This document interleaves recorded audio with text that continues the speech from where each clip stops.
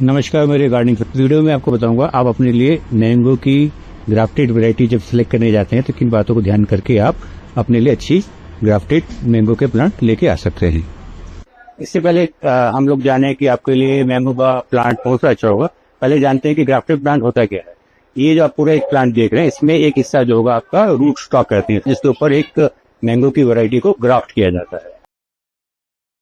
आइए मैं आपको बताता हूँ एक ग्राफ्टेड प्लांट तैयार करने की अच्छी प्रैक्टिसेस क्या है। जब आप एक रूट स्टॉक लेते हैं तो उसको पहले तो ये देखना होता है कि आपकी जो सिंगल स्टेम होनी चाहिए इसके अंदर में, इसके अंदर में कोई ब्रांच नहीं निकलनी चाहिए। ये एक हेल्दी मदर प्लांट होना चाहिए जिसमें ऊपर की तरफ नई ग्रोथ आनी चाहिए।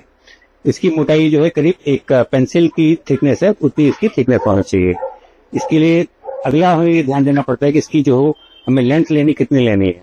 आइडियल लेंथ एक रूट स्टॉक की जो यहाँ पे हम इसको कट करेंगे ग्राफ्ट करने के लिए, उसकी 30 सेंटीमीटर से 45 सेंटीमीटर तक की लेंथ होनी चाहिए। उसके बाद जो हम लोग जिस प्लांट को हमने ग्राफ्ट करना है, जिस मैंगो की वैरायटी को हम लोग ग्राफ्ट करना चाहते हैं, उसकी थिकनेस और जो रूट स्टॉक है उसकी थिकनेस भी बराबर होनी चाहिए। तो आप जब नर्सरी जाते हैं वहाँ पे बहुत सारे आपको प्लांट मिलेंगे और नर्सरी वाला चाहेगा कोई भी एक प्लांट उठा के आपको दे देता है, बट आपको ऐसा नहीं करना है। जैसे मैंने बताया कि गुड प्रैक्टिसेस एक ग्राफ्टेड प्लांट की क्या होती है, उसी को आपको उल्टा करके देखना है। आपको प्लांट उठाने उसको देखना है कि क्या ये जो प्लांट है इसका जो ये नीचे वाला हिस्सा देखेंगे, इसको अगर आप नापेंगे तो ये करीब आपका 30 से 45 सेंटीमीटर के बीच में, यानी कि नीचे के जो रूट स्टॉक है उसकी लेंथ बिल्कुल ठीक है। उसके बाद में आप देखेंगे तो नीचे की मोटाई है, ऊपर की मोटाई है, ये देखिए करीब करीब सेम है। एकदम परफेक्ट तो नहीं होगा, लेकिन अगर ये मोटाई आपको, जैसे ये मोटा बहुत ज्यादा मोटा आपको दिख रहा है और ऊपर जो सियान लगा है जिसको आपको जो हमने ग्राफ्ट किया जो पार्ट सियान बोल रहे हैं उसको, वो आपका काफी पतला है, तो वो आपको फिर मिसमैच है, वैसा प्लांट आपको नहीं लेना।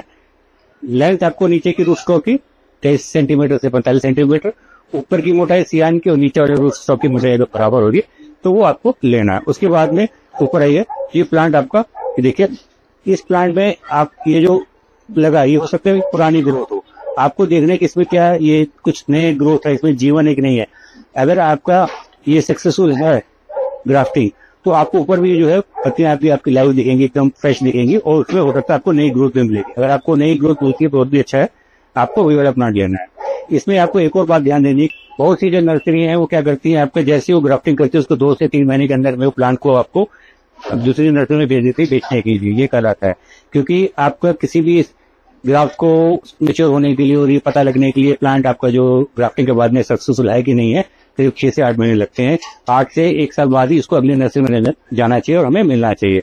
बट अगर आप देखते हैं कि इस तरह के अगर आपको इसमें पन्नी लगी हुई है, इसका मतलब जो ग्राफ्ट है काफी नया है और काफी चांसेस है कि वो ग्राफ्ट आपका फेल हो जाए। ग्राफ्ट ले जो पुराने हो उसके ऊपर इस तरह से आप देखेंगे उसको तो आपको लगेगा कि ठीक से आपका ग्राफ्ट जो नीचे वाला रूट स्टॉक है और ऊपर को जो साइन अच्छी तरह से मिल गया है। अगर ये पुराना ग्राफ्ट होगा तो देखेंगे जो रूट स्टॉक है वो ऊपर का जो सैन है ये आपस में अच्छी तरह से जुड़ गया है, इसके ऊपर किसी पॉलिथीन के सपोर्ट की वजह से इसको हमने बांधा नहीं हुआ, तो आपको समझ में आना चाहिए कि आपका जो ग्राफ्टिंग सक्सेसफुल है इसको आप लगा सकते हैं और उसके चांसेस हैं आपके यहाँ पे सक्सेसफुल प्लांट बनने के लिए। तो ये बहुत जरूरी है, पुराना ग्राफ्ट वाला प्लांट ही अपने यहाँ सिलेक्ट करके आप ले। अगली वीडियो में आपको बताऊंगा जब नर्सरी से आप मैंगो का प्लांट लेके आते हैं तो इसको इसकी क्या केयर करनी है, इसको आपको एकदम से लगाना है या इसके लिए वेट करना है। अगर आप उसको एकदम से नहीं लगाते तो उसको कैसे रखना है कि प्लांट को थोड़ा सा न्यूट्रिशन मॉइस्चर प्रॉपर वे मिलता है।